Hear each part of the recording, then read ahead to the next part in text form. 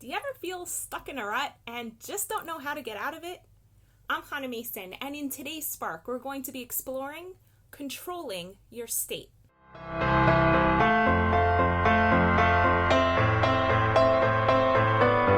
one of the biggest impacts that learning with Tony Robbins has had on my life is in having a deep understanding of what it means to be in a certain state.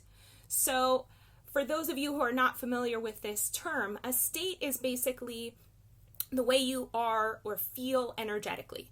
So you might be in a happy state, you might be in an angry state, you might be in a tight state or frustrated state. Any of these different ways of being are states. And we have a tendency to think that our state is something that's totally not under our control, that it's just a product of the situation we're in or the environment we're in or what people have done to us or what's happened to us in life. But Tony makes it really, really clear that we have control over our state. And there are three things that define how our state is going to be in any given moment.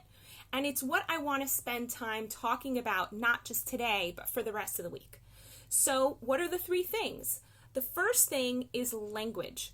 The language that you use, how you talk about life, how you talk about your experiences, totally affects the way you feel. So, for example, you might say, man, this thing is such a headache. And you've heard me talk in past videos about how talking about life or a certain thing as being a headache might just cause me more headaches. So the next thing that affects your state is your focus. Now, you always get to decide what it is that you focus on, where your eyes go, where your ears go, even where your mental focus goes at any given point in time. You might think that you're just paying attention to reality exactly the way that it is, but that's actually not how our brains work at all. Our brains are getting exposed to millions of bits of data in any given moment, and it's just too much for us to process.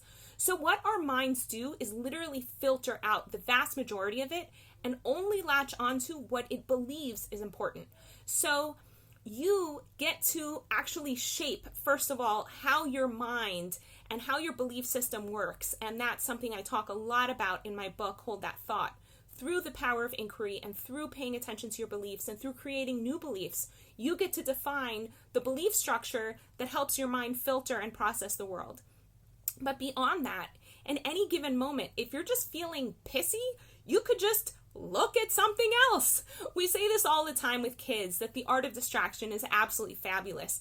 One place with children where it really, really works is if a kid has a toy and another kid takes it and the first kid's really upset, you could just pick up another toy and say, hey, look at that. And the kid will be like, ooh.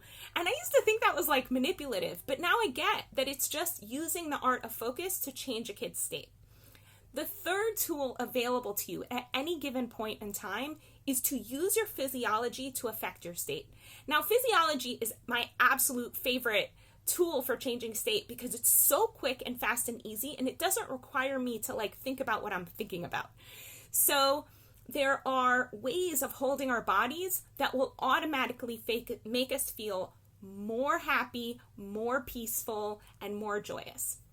So what are those physiological states? So first, holding our posture up, holding our chest open, making sure that our breathing is deep and slow. We can even just focus on the breath.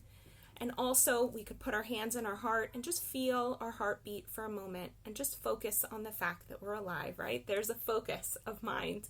And I didn't even mean to do that. A way to get into a hyper or excited state is by putting our hands up in the air. It's really hard to do this and also think about something that really upsets you. You'll find that if you try to think about something that upsets you, it's really hard. It's hard for me to do this and not smile. I'm trying really hard not to smile right now, and I just can't. Because we're actually wired to have certain emotional experiences depending on how our bodies are holding. So if you're finding yourself in a really yucky rut kind of state, just work on those three things: language, focus, and physiology. Change the language that you're using. Just choose to look at something else. You're not lying to yourself. You're not being manipulative. You're just shifting your focus. And the third thing is change your physiology. And And if that means putting on music and dancing, you go girl, or you go guy, you make it happen. And if you're feeling like being in a rut is something that happens a lot, and you really don't want to be in that place, because really where you want to be is in creating an amazing vision for your life and activating a protocol to manifest that vision and getting up and doing it with excitement, but you're just kind of not there and you feel like you could use a helping hand, coaching can really help. I happen to have time in my schedule. You can schedule a discovery session with me here or on my website at hanamason.com. In the meantime, I wish you a beautiful day. Want to experience more clarity, vibrance, and joy in your life? Book a discovery session with Hana at hanamason.com/joy.